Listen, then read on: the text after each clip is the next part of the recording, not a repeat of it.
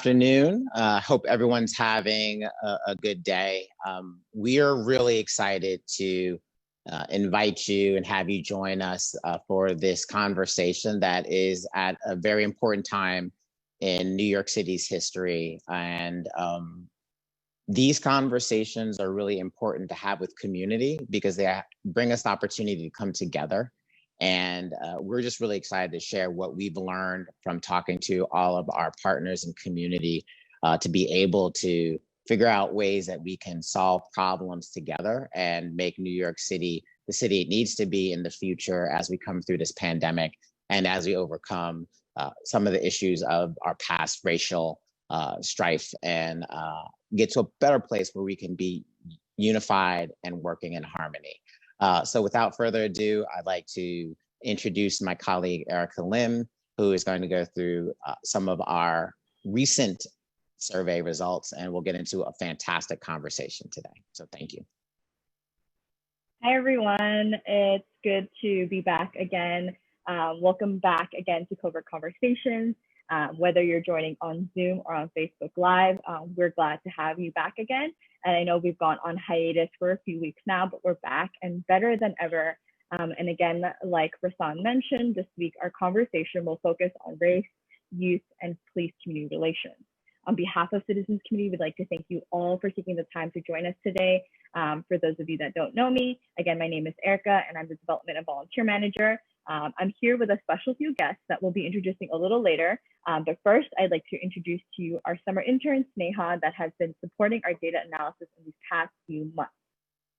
Hi, everybody. My name is Sneha. Thanks, Erica, for introducing me. So I've been with Citizens Committee since March. I started first as a volunteer, and now, as Erica said, I am a data analyst and communications intern for Citizens Committee. It's been super fun helping Citizens Committee analyze their survey results, and it's a nice break from my study. So thank you so much for having me here. Thanks, Sneha, and we definitely couldn't have done it without you. So again, we appreciate you and we thank all our volunteers and staff that have continued to help us get to where we are today. And for those of you that have joined us before, you kind of know how this works already, but those of you that are just joining us, just to let you know, we'll be first discussing our data analysis and then shifting our conversation to our panelists that will help digest it all and let you know what it means to them. We've previously shared a data analysis about COVID-19 and how it's affecting our communities across New York City. But of course, we all know that in the past few months, our country has shifted to a different focus from the protests surrounding the racial injustice to the murder of George Floyd. The Citizens Committee remains committed to understanding the challenges and the needs of the many community groups that we feel fortunate enough to partner and support with every single day. This time around, we sent a survey to our grassroots leaders across the city about a few things that include Summer Youth Employment Program, SYEP, Black Lives Matter movement, as well as police community relations. And again, all of these are very important topics in conversation in New York City, across the nation, these past few months. And again, thanks to our dedicated team of staff and volunteers, we helped urge community leaders to complete the survey and help us analyze it. So thank you for those that received a text or an email or phone call and helped share their voice with us. And because of you, we were able to collect over 500 responses from our grassroots network. And this is just some of what our data shows. So one question we asked is, what is your opinion about Black Lives Matter movement? And out of the 500 respondents, about 80%, as you can see, feel that Black Lives Matter is a necessary movement. This represents the majority of grassroots leaders in New York City area are in support of the Black Lives Matter movement, which is in contrast to the Pew Research Center's nationwide finding. Only about 38% say they strongly support the movement. It's clear that New Yorkers are leading this nation in powerful Black Lives Matter movement, and community leaders believe that this is necessary for our country at this time. And we want to know how many of them have already taken action on a local level. How many groups are already working on police community relations projects, which are intended to improve law enforcement and community interactions. According to our survey results, 19% of the respondents say that they are doing police community relations projects this summer. With everything happening in the current world, there may be multiple reasons as to the number. However, according to our survey analysis, 34% of the respondents that are not planning and not currently doing projects would rethink and host community relations projects this summer, if provided funding. Another important thing to note is that according to our survey, the demographics that were most willing to do this project, community relations that is, are identified as Black or African Americans. And how does this relate to youth? Again, we all know that we're in the midst of a really hot summer and a summer unlike any other. Many youth have not been engaged since March when schools across the city shut down. And now that schools have been out officially, it's important that we continue to engage them in something fruitful and beneficial to their futures. These police community relations projects, as Sneha had just mentioned, are definitely projects that our youth could engage in. And personally, as a first generation student that has benefited from SYEP throughout high school, not only was I able to engage in career opportunities that I wouldn't have had otherwise, but also I was able to save my paychecks for college and the future. And originally, this summer, the city had canceled the program for the year, but then made a last minute decision to bring back the program. And prior to that, we had asked our grassroots leaders, how many youth were you planning on engaging in despite the city's decision? And it is reported that they were going to engage in over 3,000 youth this summer. And again, this might not include those that might have, changed their mind afterwards after reading our survey and might be engaging even more than 3,000 youth. And so this just represents that the grassroots leaders are ready to take action in New York City, especially in their own hands, and keep youth involved during these summer months.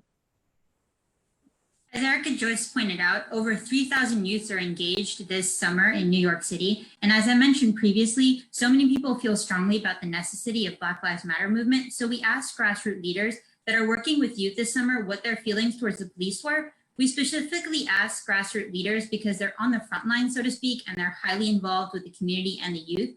And as you can see, about 49% of the 339 respondents that are doing youth work say police make them feel mostly anxious. So a noteworthy fact is that if grassroots leaders, AKA adults, are feeling anxious, youth might be too. And again, I know that that was a lot of new information that you might have just learned about, and it's a lot to digest and really take in. So I do want to now introduce our panelists that will help talk us through it and talk us about what this means for the future of New York City and what it means moving forward. And again, all of you know our CEO, Dr. Rahsaan Harris. We also have Charlane Brown, who is a retired NYPD Deputy Inspector, 26 years, who is also a lawyer as well as a professor of criminal justice. We also have former Chief Deputy Attorney General for New York, Alvin Bragg, who is also a candidate for Manhattan District Attorney. And again, before I let them take this conversation, I'd like to remind everyone who's on Zoom right now, we have a Q&A function. So if you have any questions at all for our special guests, feel free to throw those questions in, and towards the end of this conversation, we're going to have a staff member facilitate the Q&A to make sure that we answer your questions. But without further ado, I'm going to pass it on to Rahsaan, who will help facilitate this conversation. Sneha and Erica, thank you so much for your contributions and what you've done to help forward this work. What I would like to do as a first question is I want to ask Charlane and Alvin to introduce themselves in kind of like a tweet-like fashion. If we could start with Charlane, could you introduce yourself and tell us a little bit about you? Good afternoon, everyone. So tweet-like is what, 140 characters or less? I'm a lawyer, so that's going to be a little difficult. But good afternoon, everyone. I'm Charlane Brown. For 26 years, I served as a member of the NYPD. I have experience in patrol investigations, internal investigations, training, recruitment, community relations, and police operations. I'm also an attorney and served as a consultant working on consent decree matters and worked as a technical advisor for the Vera Institute. I also have experience in security matters. So I say that my life has revolved around the law in many aspects, so both on the law enforcement arena and the legal arena, and I'm happy to be here. Thank you so much for joining us. And Alvin, could you introduce yourself? Only had a Twitter account for like a year, but I think my Twitter account bio says lifelong Harlemite, Knicks fan, civil rights lawyer, former prosecutor. That's beautiful, and that's really to the point. That's fantastic. So I'll be a little bit provocative. There's some folks that would say that people of color, in particular Black folks, shouldn't be in law enforcement. They shouldn't do prosecution. So I'm really thankful that you're in this conversation right now to help bring these perspectives to folks to understand that you can show up in all these different spaces and make a very valuable contribution. So my first question is, from where you sit, what stood out to you from the data and some of the observations that we got from the 500 people that we surveyed? If we could start with Charlane. The data shows that New Yorkers are engaged and they're interested and they want to play a role.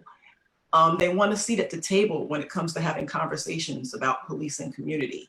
They care about youth. And we also know that we need to look to our youth to help them understand where they are and what their resources are in New York. I had the same reaction. To me, when we're talking about a lot of the solutions here are community government partnerships across the spectrum, youth enrichment, mental health, housing security. It shows that the community, and particularly your network, is ready, willing, and able, and that it's incumbent on government to reach out and continue to fund those streams and see that work as part of a broader conversation for public health and public safety, and not something that's a conversation on the side. So as someone who's been in government, was in government for 15 plus years, it shows that government really has to meet the community where it is and build on the great infrastructure that you and your network have already laid.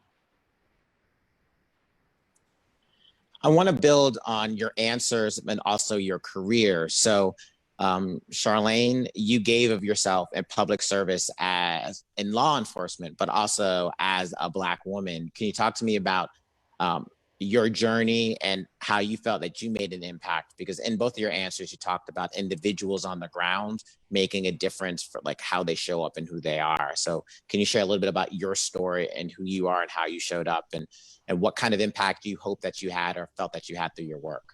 Sure. So lifelong New Yorker, had parents, which is important to the story. My dad was a detective. And so for my parents to be people of color, civil service was an opportunity for them. And although I was in college and I was doing other things, to them, civil service was the be all end all, because for them that meant equity, because in civil service, everyone's salary is the same based on how you performed. And even though I wanted to do other things, they dragged me by the ear and I took every single civil service test. With that being said, I became a police officer in the 80s, and New York City looked a lot different than it does now. There was a lot of crime, and that's where the conversation about the war on drugs came from. In the backdrop of that, women in policing, the name of police women had changed in the late 70s to police officer. So the numbers of women joining the ranks was in the 70s and 80s. And so I was sort of a part of that. That being said, though, you didn't see very many women. So people would stare at me and not understand and know who I was. And even when I wound up being one of the first African-American captains in the NYPD, people sort of stopped and stared and they weren't quite certain how to respond to me and how to react. It wasn't easy, but it was important and necessary, because I knew, first of all, as a police officer, you have an awesome responsibility, and you ultimately have the power of life and death in your hand. And that's something that's it's just beyond awesome. When you think about it, sometimes it's a little scary. I remember one day in the police academy, there's something called Gun and Shield Day, and my dad had said he was going to be late picking me up, and I was like, Dad, I'm going to be on the street with a gun, and he was like, yeah. And so for me, it sort of hit home. So to know that I, as a person of color, can in my community make the decisions and have the discretion to work with people and understand people and have compassion with people was really important to me. It was difficult because working in the culture, not everyone shared that. And so you really have to have a really strong moral compass to succeed. And it's not for the faint of heart.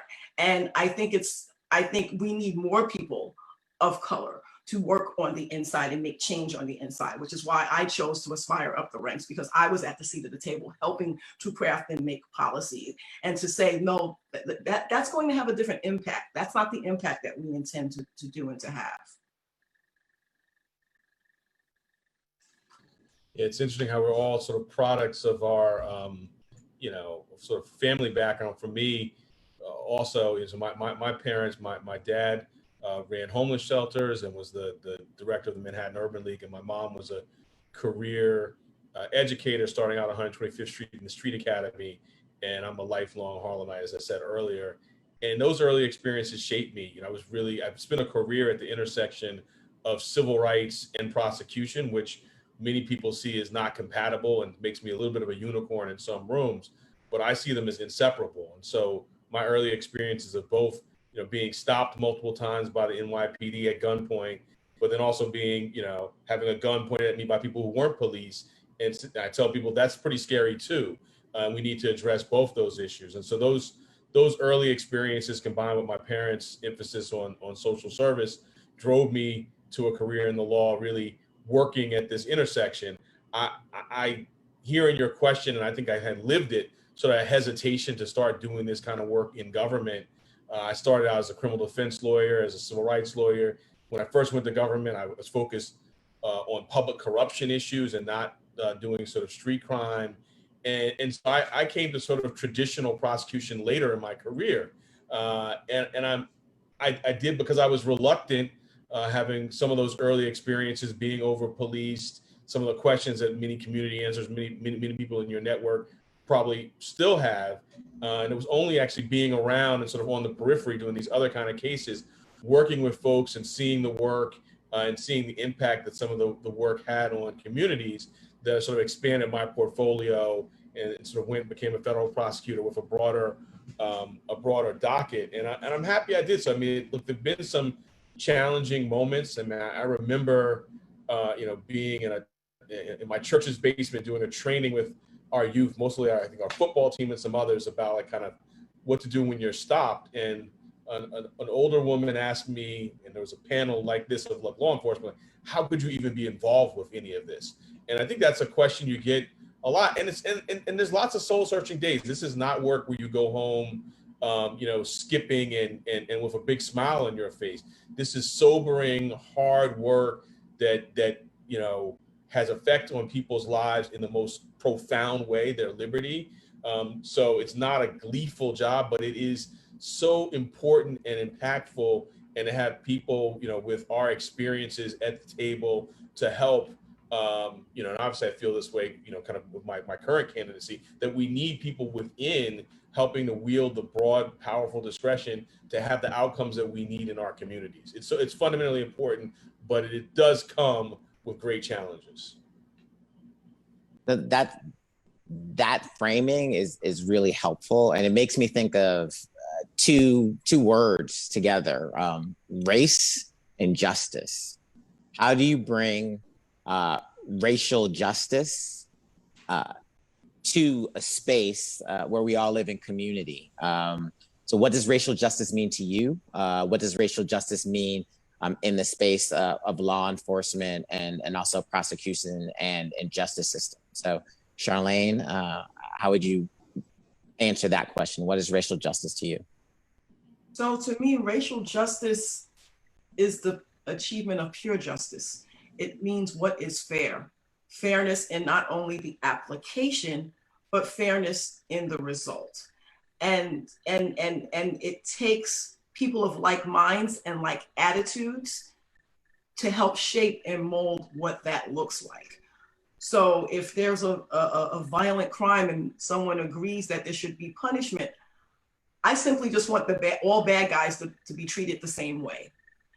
So that person that killed everyone in Charleston should be treated the same way as someone who was arrested for a Lucy cigarette. And to me, that's what racial justice is all about. So for me, I think that, and law enforcement has not done this historically. I think we're seeing more of this really out of George Floyd. I've saw some more law enforcement acknowledging the history of racism And so I think that that's the starting point, to have the conversation acknowledge, whether it's going back to Emmett Till, or I read, John Lewis's kind of final word today, so poignant and moving, as he, the connective tissue going back through history. And so I think we've got to look at the roots of our system to inform where we go forward. And we've got to have hard acknowledgement about the data. Stop and frisks are down, but the racial disparities persist. Back in May and June, when we were talking about social distancing enforcement, we had over 80%, over 90% of the sort of summonses and arrests were Black and Latino. So, I think we've got to talk about it in the present tense, connected to the history to inform where we go. And then if we don't do that and look at some of this with some remedial steps and the impact that it's really had in our communities, that we can't address it, without being informed by that history. So I think that's the first step. And then at every step in the way in our criminal justice system, we have a documented report. I know Charlane mentioned being at Vera. Vera did a report in Manhattan. I mean, at every step along the way, it's about 5 years old, but I'm sure if we had the newest data, it would show the same thing. Who was brought into the system through the arrest, what they're charged with, the plea that they're offered, the sentence that comes from that plea, the just sort of the disparities and the gaps just grow.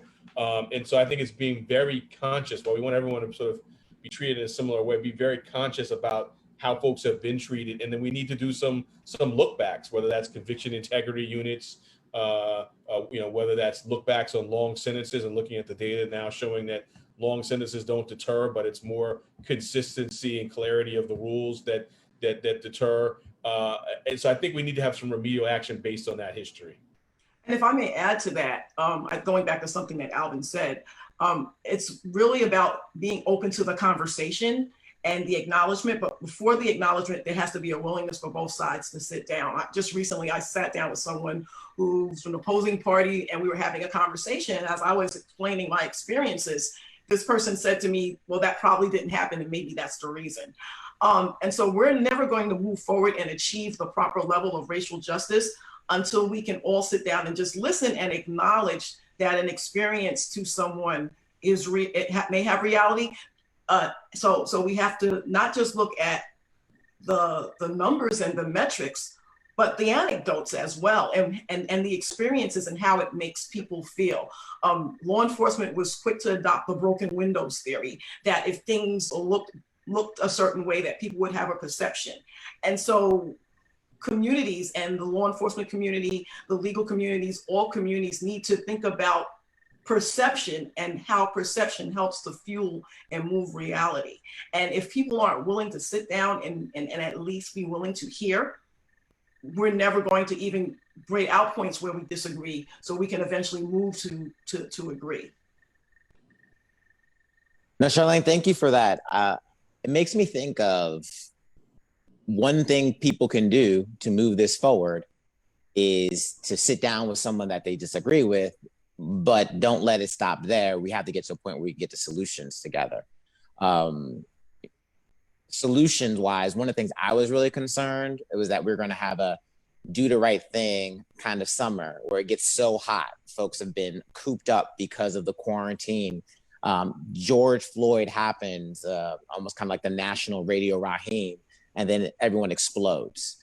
And so being able to provide youth services and folks being able to step up and provide some kind of release of some of the tension of being cooped up, some of the injustices being recognized, seem we need a forum for folks to be able to express themselves. So I was wondering from you first, Alvin, then from you, Charlane, what are some of the things that you think individuals can do, and what do you hope that larger institutions and government can do to help us get to that better place so that we don't explode in a way that it ends up damaging all of us? Well, in the short term, and I was really encouraged by the survey result showing that folks in your network were ready, even when the city was not, to step up and provide youth enrichment services this summer. I mean, it's so key in the fact that the city was looking to cut that just shows again the importance of your network and your funding and community realizing that that was a significant need for public health, public safety, everyone's well-being. So I guess just starting there on a very individual level, engaging with our youth, helping them navigate these issues. These are challenging issues, very difficult times. As I think being available in whatever outlet that is. So normally this time of year I'd probably be Little League baseball would have just ended, but that's a group of young kids that I wasn't in touch with. I've coached the last several years.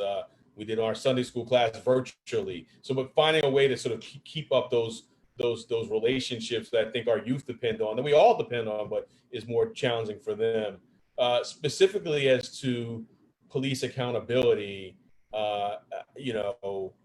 everyone says do the census and vote. I'm going to say that, but as I've talked to young people in particular the last 3 months, tying it to something specific, because I think we're accustomed to voting and we just sort of do it, but they're like, well, why should I vote? And so I've been talking for those who are thinking about the presidential and they need a reason, say, look, we've got this bill that the Congressional Black Caucus has lots of things. It's not going to be a panacea, but it's going to have lots of great impact. A national registry of police misconduct, a provision that says that federal officers can only use lethal force as a last resort. Looking at tying funding to folks who have more robust civilian oversight.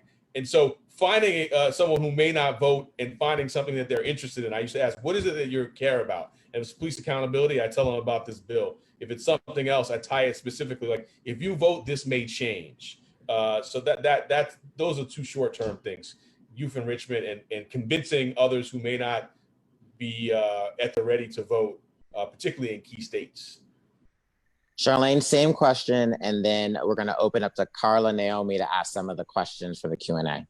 Sure, and like you, Rahsaan, I sort of cringed when COVID hit. I was concerned for what this city was going to look like as we moved into the summer months. But as I took a look this morning at the crime statistics, crime is actually down in New York City.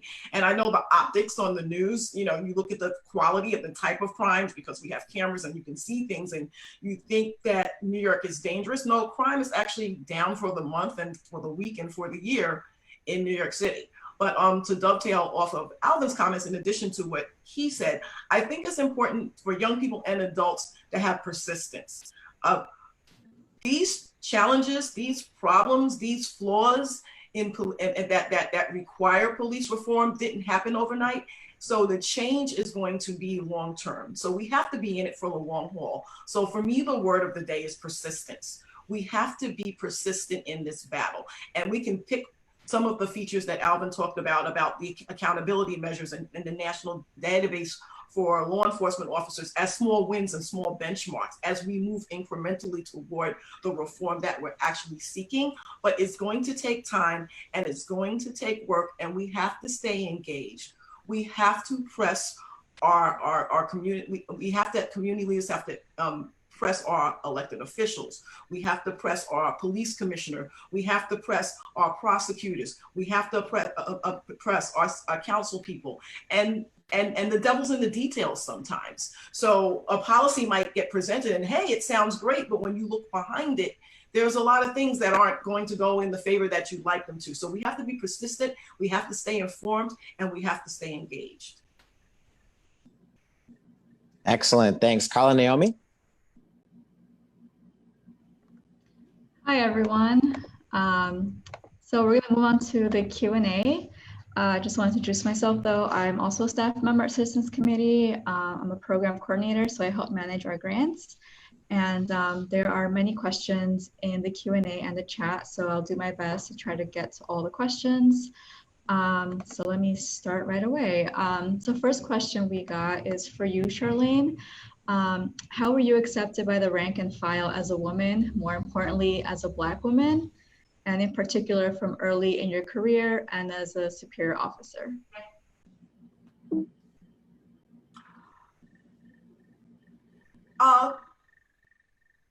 I can't say that I was, well, I wasn't welcomed with open arms.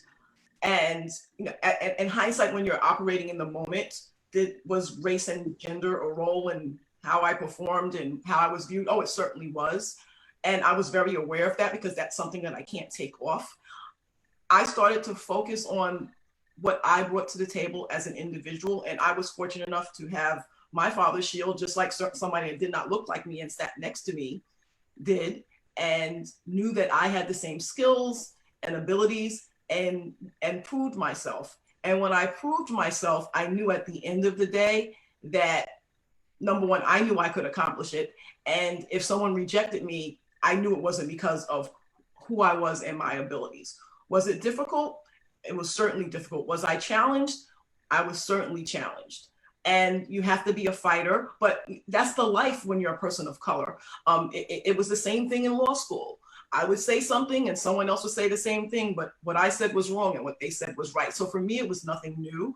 I kind of say that I did get a Ph.D. in dealing with challenges of being a woman of color in policing, but it gave me grit, and it's something I have to do every day. And to add to Alvin, I've been stopped, and so I know what that feels. So it feels like So it was knowing that I get stopped when I don't have my uniform on, and when I walk in sometimes with my uniform that I might get challenged. But on the other hand, I was able to be a leader and have respect from officers who didn't look like me. Because at the end of the day, when you treat everyone with compassion and respect, the good officers are going to come along. And it's the bad officers we sometimes spend too much time with. Thanks for answering. So I'm going to move on to the next question, and either of you feel free to jump in. So next question is, how do you think the New York SAFE Act has affected New York City?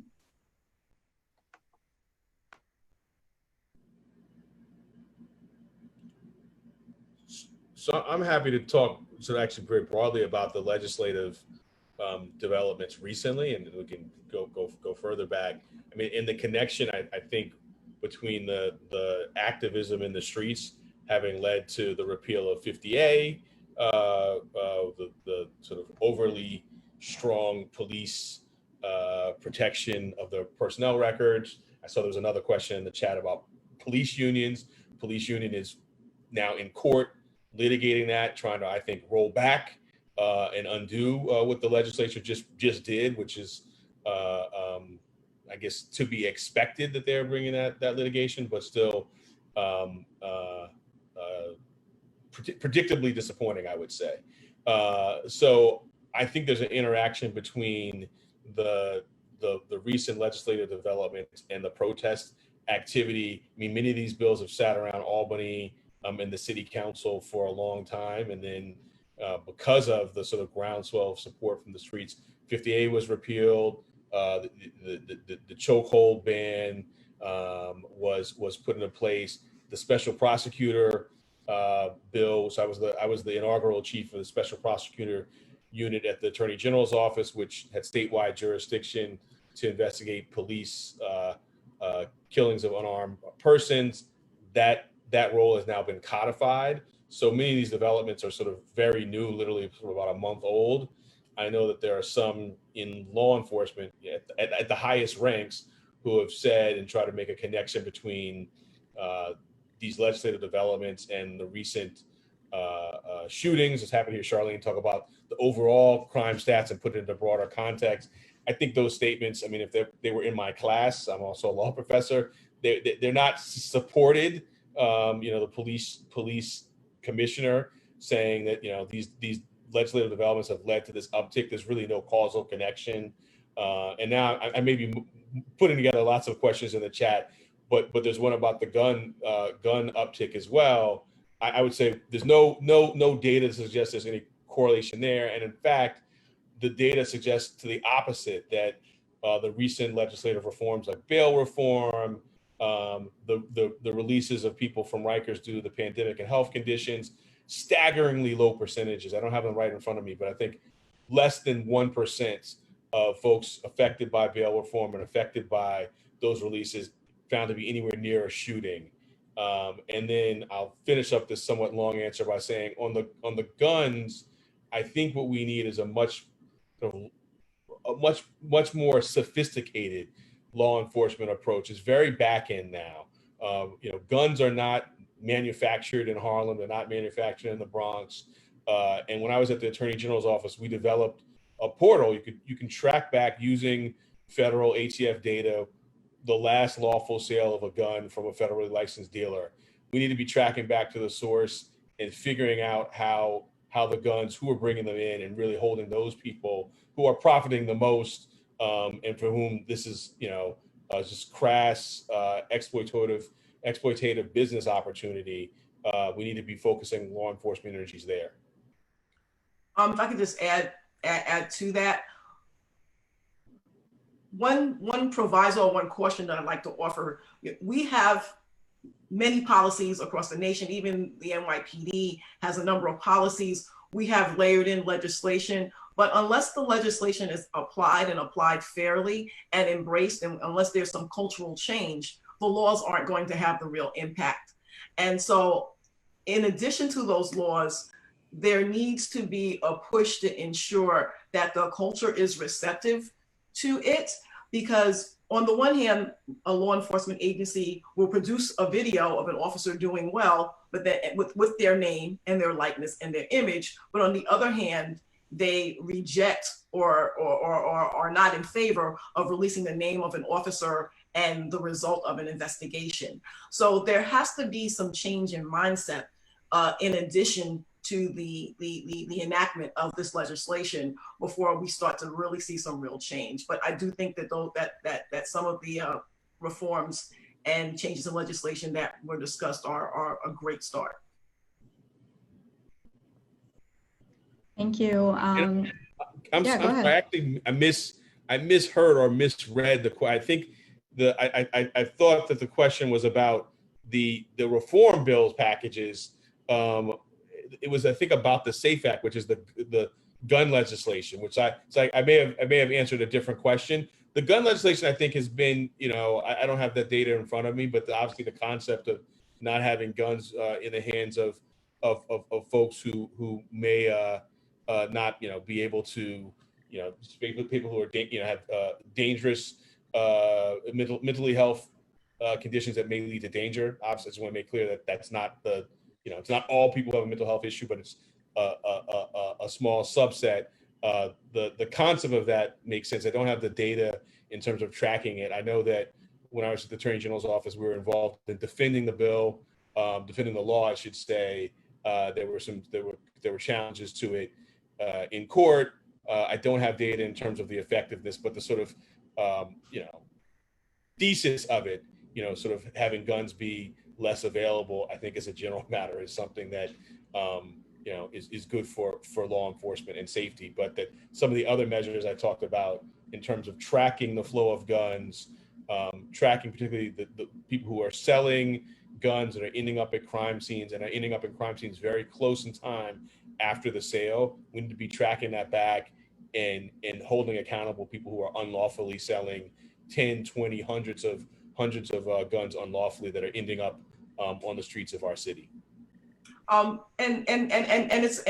it's a very complex network and layer of things that allow people to get there, because there's legal guns, there's illegal guns, and so there's such a flow, and it really requires a coordinated effort and cooperation of law enforcement agencies, in addition to all of the registration, to ensure that happens. And New York, it's always forefront in leading the fight, and has limits on guns. But having dangerous guns in the street is certainly something. And the New York SAFE Act is one step, I think, in the right direction. Thank you both. You touched upon this next question a little bit, but someone wanted to know, someone expressed that they are concerned about the role of police unions in police brutality. And this person mentioned an article in the New Yorker recently on this topic. I wanted to know, what are your thoughts? This person also shared that they have been a union member and civil servant most of their life. So, So I give, go ahead, Charlie. You've been a member of the union, so I defer to you. well, on the one hand, I am a union member and I'm a civil servant, and so unions nationally, unions have been on the forefront in ensuring that workers have safe conditions, but on the other hand, the unions have vigorously opposed a lot of reforms, and I don't think all the unions all the time are being receptive to listening to the perspectives that are being offered. And Alvin, I think, gave the example of the opposition against 50A, and there's a lawsuit pending, and they have opposed the release of some information from the CCRB about officer background and information. So I think the conversation really needs to be had, whether it's behind closed doors or open doors, with the unions, and say, there are some really serious issues that are at stake, and understanding that officer safety is an important goal, but so is community safety. And I don't think everyone's seeing eye to eye on that, and that's the source of tension. And one of the things I just have to say is union leaders are members of the organizations themselves. So the head of the police union is a police officer. The head of the other union, they're a member of that agency, and that they have to be reminded of that they took the oath to serve and protect the Constitution. And so we have to have these really clear conversations about what that means and what that looks like. Also knowing, though, that a union leader also is speaking to all of their members. And again, when it comes to that culture change, we're talking about changing cultures within the organization, but then we have to figure out how we're going to change those cultures in the union, and to the extent that that can happen and the extent that that needle can move. So Charlene, one thing, and I want to take advantage of you being here. This is so I've never been a member of the police union. I've talked with them about when we had the jurisdiction, the special prosecutor jurisdiction, we met with families, we met with police unions. So I've obviously worked with a lot of law enforcement officers over the years, met with union leadership. I've found it striking how irresponsible the rhetoric is from a couple of the union leaders in particular about things like, they've tweeted things like, don't turn over exculpatory evidence. And maybe they would later say that was being provocative, but something that if you were an officer and I had to call you to testify would be impeachment material, and would damage your ability to testify. You see them repeatedly saying publicly, and I've talked to officers I've worked with, some of whom do like the sort of employment protections that the unit are providing, but are uncomfortable with the public statements, which are really not consistent with the Constitution. I don't know how else to put it. And it always strikes me like, how do they continue to get elected and elected over and over again, when I found that, at least behind closed doors, at least, a good number of members are not comfortable with their public statements. And I think the answer to that is what you just said, behind closed doors. And so I think there's sort of a real sort of fear. In fact, a colleague of mine, and I also did a platform, a webinar conversation called Living While Black, Blue, and Pink. And so one of the panelists, who was an other woman police officer, she wanted to become a union delegate. And she was pretty much told, that's nice, but that's not going to happen.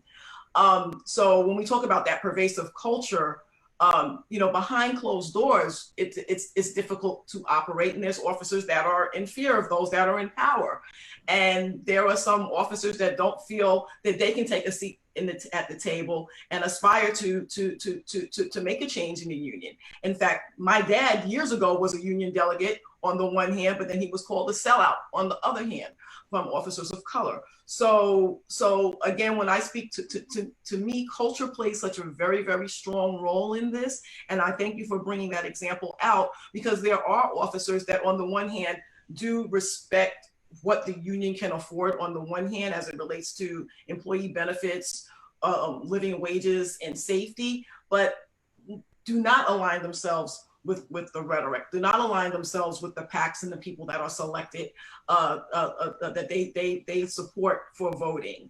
And there's a real fear about that. And I don't know how we can get to that without having this overall cultural change where officers feel comfortable that someone that disagrees feels that they can run and make that change and take a seat in the union and be that voice that might have a different response and not stand on the bully pulpit and just sort of yell and scream these provocative sort of Twitter type sentences that people love to hear. Thanks. I'm running a little tight on time, so I think we have time for one more question. There's actually two questions on this topic, so maybe this is a good one to end on.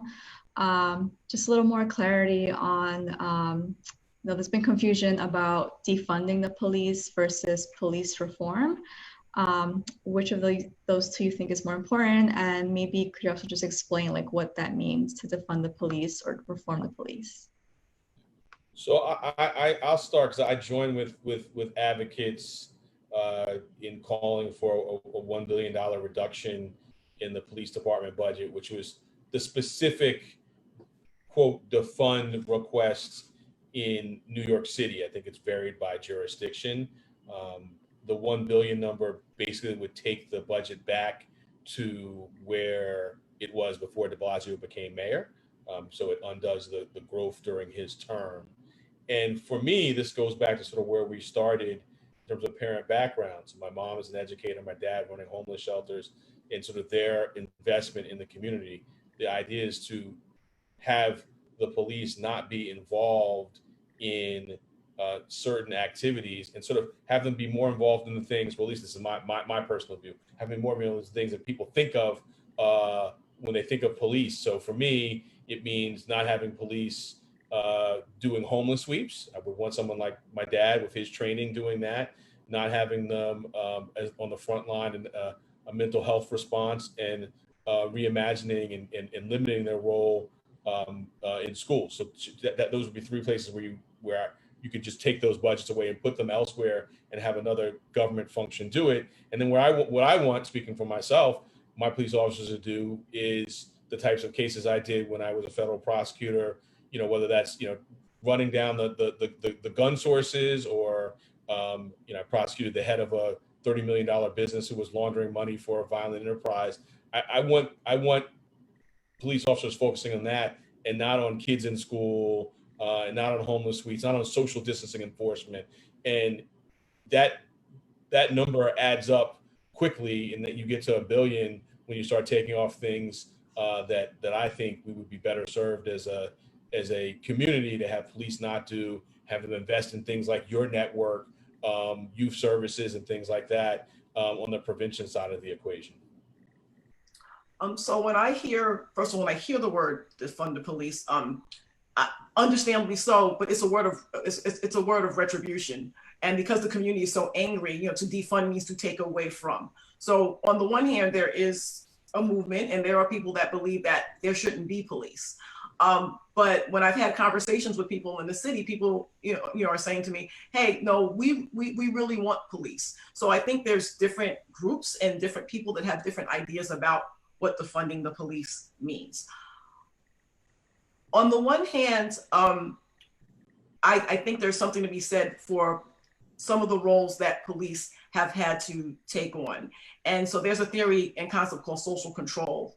And when the social controls are absent in a community, it defaults down to formal levels and layers like government.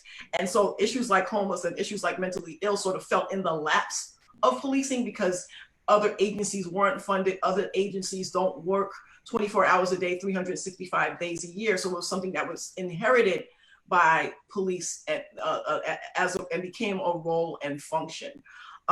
However, when it comes to taking funds away, I would like to really, really look at what money is taken away, where the money is taken away, and where does it go to? Because at the end of the day, if there is an overall reduction in policing, and for the most part, about 80% of a police budget goes to salaries, I don't want that to translate into one less RMP, one less officer on my corner that can help me. And so we have to be I think we have to be very careful in those conversations about defunding and looking very carefully about where the money is being taken care of, taken from, and making sure that the departments aren't taking money away from the critical resources that would be needed in the communities, to make sure that the departments are still investing in community policing and still investing in making sure that there's overall public safety.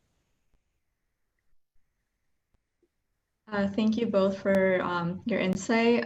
Fortunately, we don't have time for any more questions, so I'm going to turn it back over to Rahsaan. Thank you both. Thanks everyone for your participation. This conversation could definitely go on a lot longer, but time limits are what they are.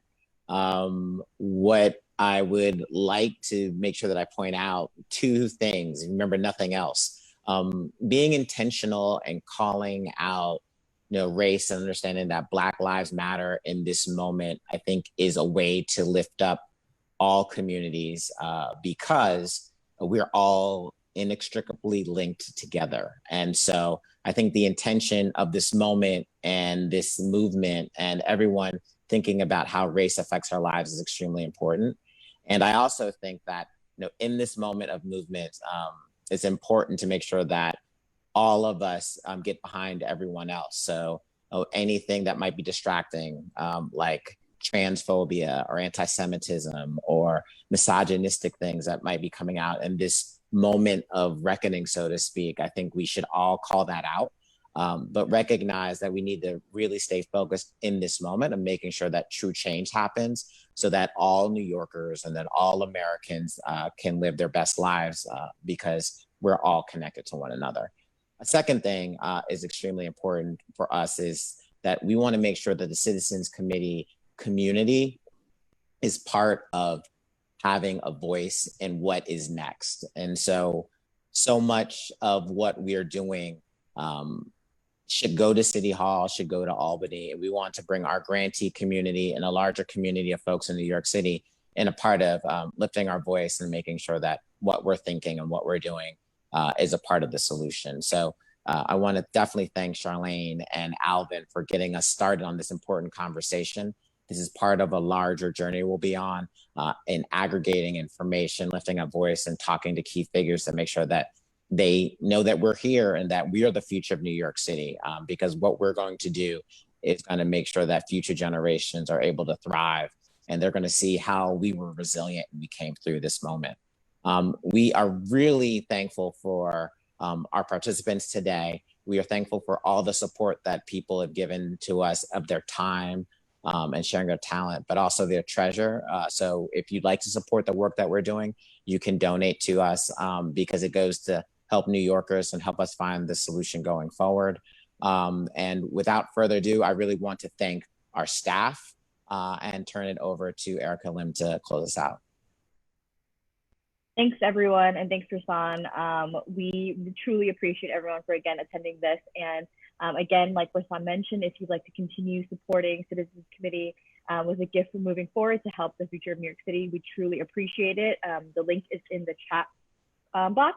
And also, if you like this conversation and you want to join us for more, we have another one coming up on August 20th, same time.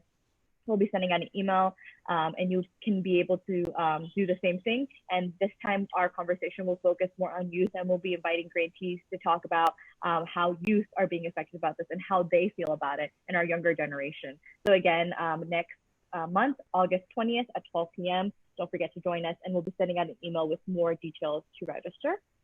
And again, if you want to follow us for any updates, feel free to check us out on Instagram, Facebook, Twitter, YouTube, and on LinkedIn.